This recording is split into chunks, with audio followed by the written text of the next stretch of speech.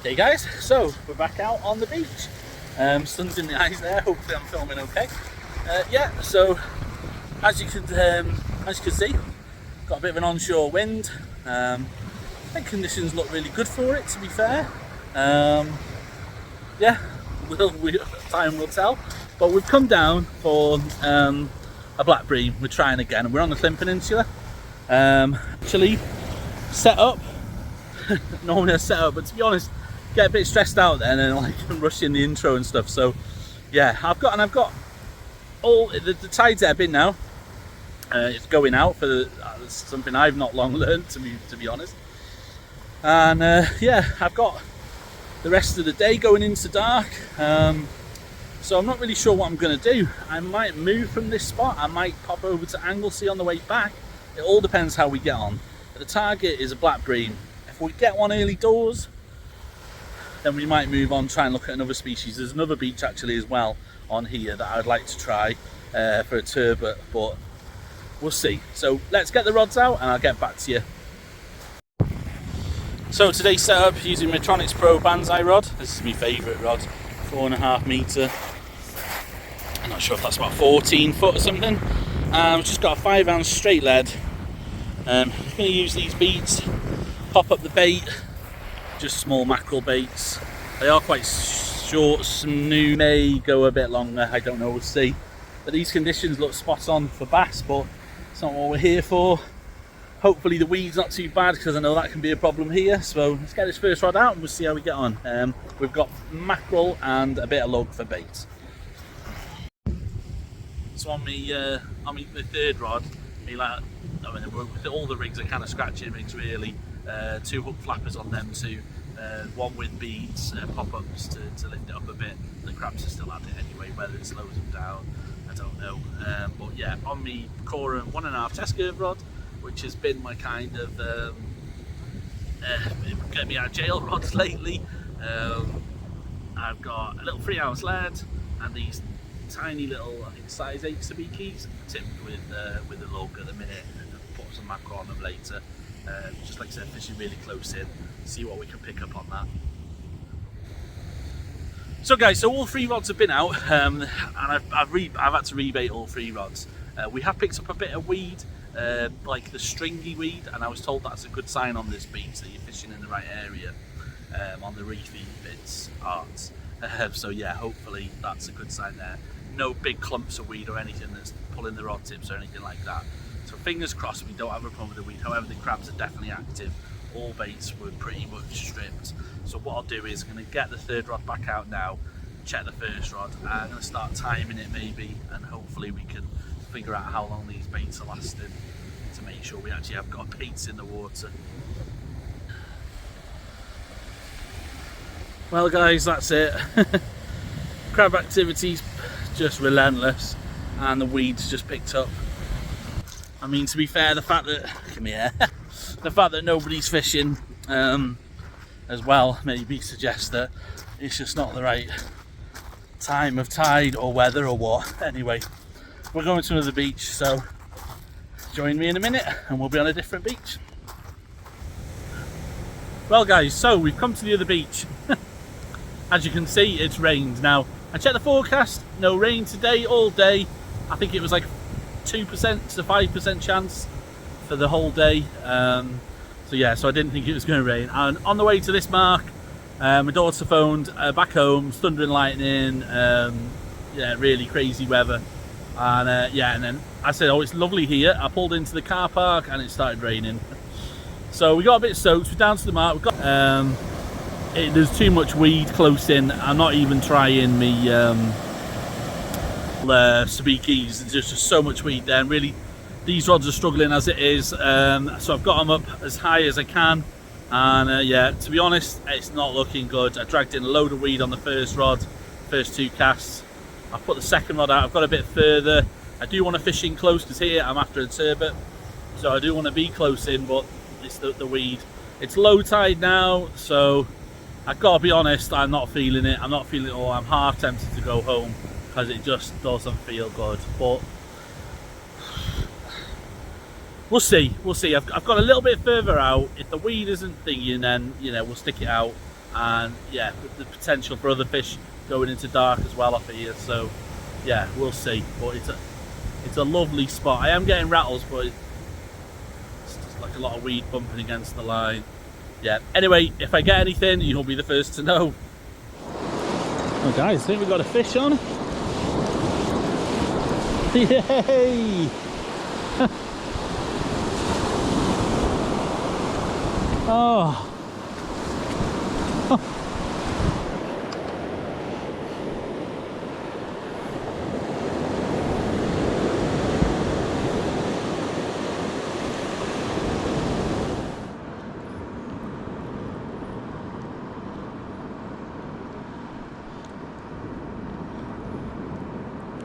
Hey.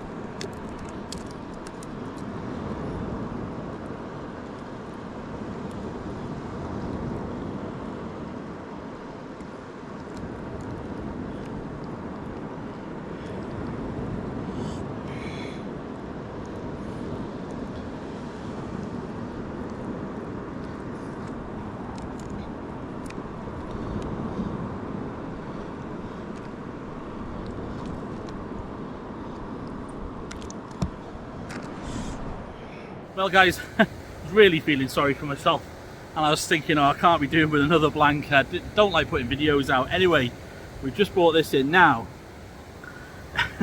Can we see them orange spots? Is this a place this time? Now, the ridge on the gill plate, the bony ridge, when I looked, the one I had, it was only really sort of hard right by the eyes, if I'm honest, but this one is definitely, I'm sure in the description it says 7 bumps or something. Now that is all the way to there, smooth both ways. I don't know guys, what are we saying? I'm not 100%, I'm more than I was on the last one. Anyway, also he was deep hooked, but I managed to do the trick where you push the line through and you hook it from backwards, if you like, and then pass the whole hook through. So I'm really pleased with that. So I'm going to get him back now, but hopefully that is a place. I don't know, it's definitely more looking like a place than the last one. Am I just talking myself into it? Anyway, let's get him back. Okay guys, so this is definitely a beach for wellies, and I haven't got wellies, but we're getting wet feet. I'm not bothered. We've caught a fish. I don't mind wet feet. There you go. Just pop him back. Just keep an eye on him.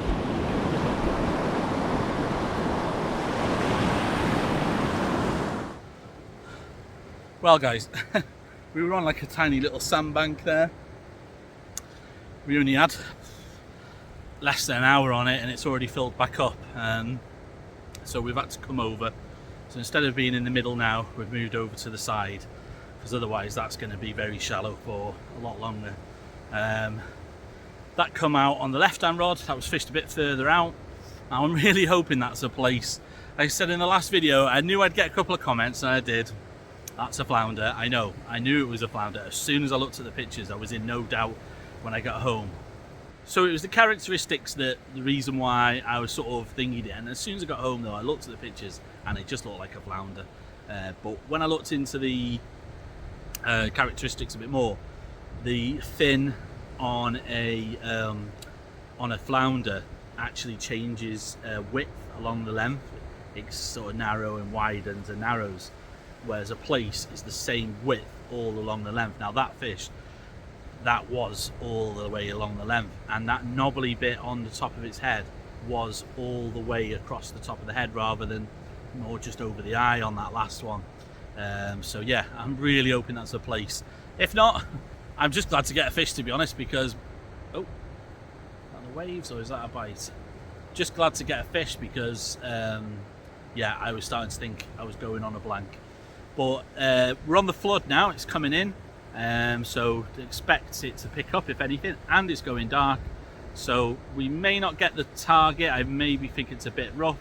I'm sure we're getting a bite here, and get the GoPro on and we'll have a look. But yeah, maybe we'll pick up something else, you never know. Might even put a big bait out on a pulley pennel in a bit, but yeah, just chuffed to get a fish.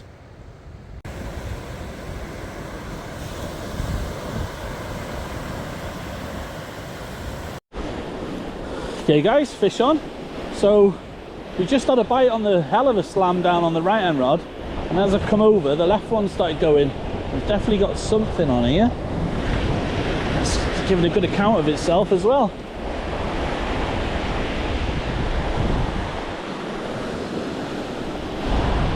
Fantastic. That.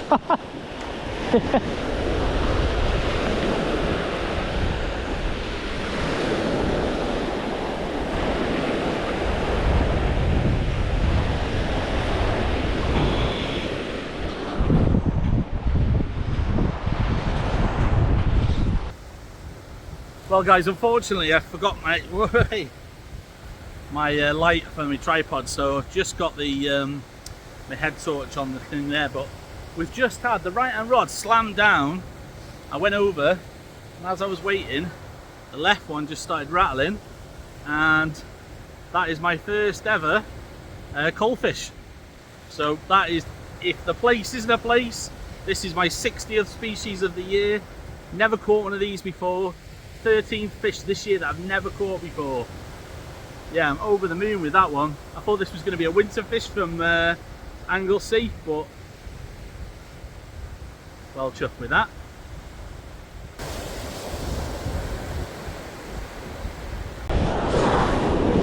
Tell you what, this one is pulling back. Oh, it feels very heavy anyway.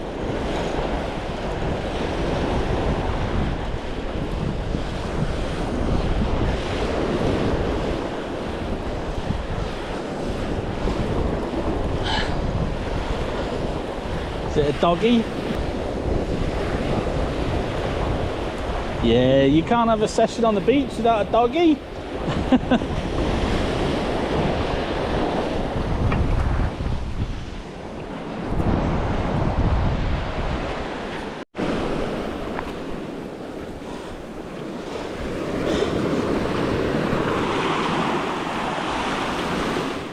So, just putting this story in the middle of this video, just break it up a bit. While I was fishing on that beach, it was pitch black. Behind me, there's like a cliff. There's only access from one end. And yeah, so there was, obviously there was nobody. I was the only person on the beach. Two people did come down just into dark with torches, walking a dog or something. Anyway, I've been to the rods, got my head torch on. I turn round, and in the distance, coming towards me, there's a guy in a pair of shorts and boots. And I could. It was quite misty that night, so I couldn't really see dead clear. He had something on his shoulder and what looked like a hammer in his hand. Like, what the hell's going on here? So yeah, it was a bit sketchy to say the least. Anyway, I was carrying on doing what I was doing, and he's just making just a straight line towards me. Anyway, it turned out it was a metal detector and like a claw hammer thing in his hand, for like one side for digging and like a hammer side. So yeah, you don't walk up to somebody. He had no lights or anything on him. You just don't do it. Do you imagine if I'd have been sat on my seat box and he'd have just crept up behind me? Oh my god, I'd just jumped a mile. But yeah, a bit mad. Anyway, back to the fishing. What have we got?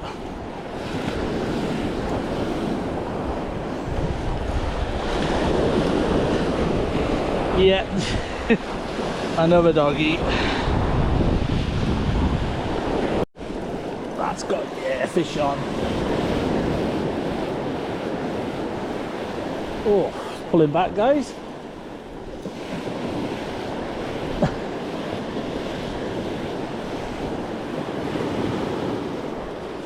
Oh.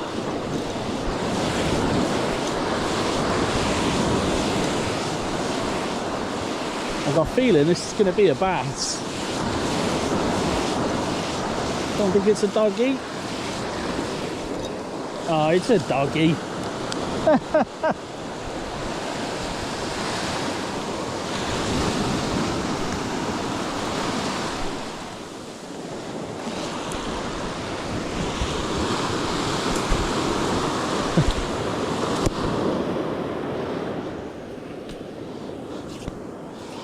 Oh, I really thought that felt different then. Alright, get off.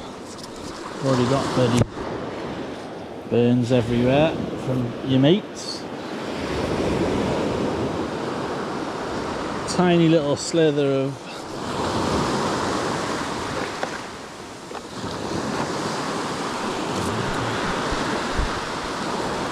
of mackerel. Alright. Yeah, the crabs, to be honest, have been a real pain. The bait's been getting stripped really quickly. Just sort of come on all of a sudden. But hopefully they've gone quiet. Let's get him back.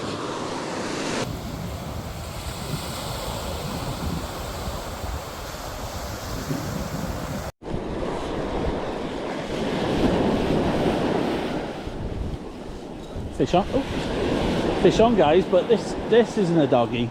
Well, oh, hang on. Oh, maybe it is. Oh no, is it a bass or is it another coley?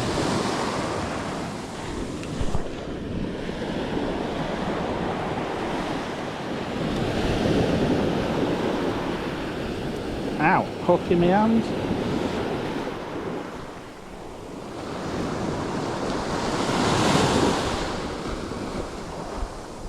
It is. It is.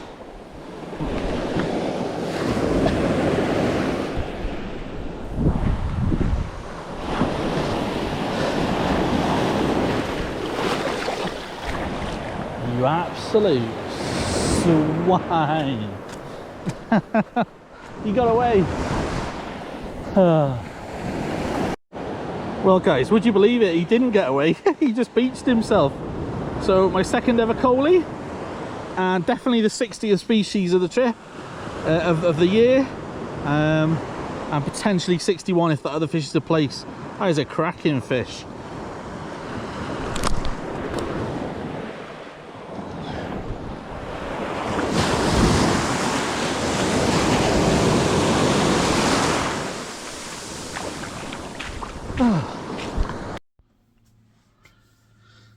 Okay guys, so back home now. Yeah, when I left that first mark, I didn't really say, looking back, I didn't really say how much the wind had really picked up while I was there, and it was made the weed just sort of came on all of a sudden. The crabs were relentless, and I've never known crab activity like it. And then the wind on top with the weed, and I thought when the tide turns, which it was due, surely it's just going to be unfishable. So I made the decision to move early. Seemed to pay off. But when I did get to the first mark, the weed was really tough, really quite thick, but very close in. So I managed to sort of work out fishing over the top of it, which meant I couldn't really put my scratching rig out, my speakies. But we managed to flounder. Yeah, of all places, it's just those characteristics. Can't get my head around it. Check with the experts though, and you know that, yeah, fair enough. So back to the drawing board on the place. But we managed our 60th species of the year, which I think, you know, 60. That's a real landmark in it, sort of thing. So I'm really pleased with that, and I've learned 2 marks. You know, it's nice just to learn like things like parking, how to get there, just little things like that. And I've seen that mark now over low water. I've seen where the 2 gullies come in, and there's a central sort of like high point. So yeah, so I know all that for future, and we're going to be back there, try it on different conditions, because I really want to catch a turbot. I mean, I'll be honest with you, I know the species hunt, as you all know, is really taking a hold of me, but I just for my personal self as well, a turbot, yeah, that is a fish. That's the fish. I don't think there's any other fish that I'd like to catch more than that I haven't already caught. Yeah, I really want a turbot now. So and yeah, so we're definitely going to be back to that mark. So yeah, great finish. I was sulking, I can't lie, but yeah, it finished well. 3 dogfish, 2 goalies, and a flounder. So yeah, really pleased with that. So as ever, guys, thank you very much for watching. Tight lines in your fishing. Hope you'll join me in the next one. Cheers, guys. Bye now.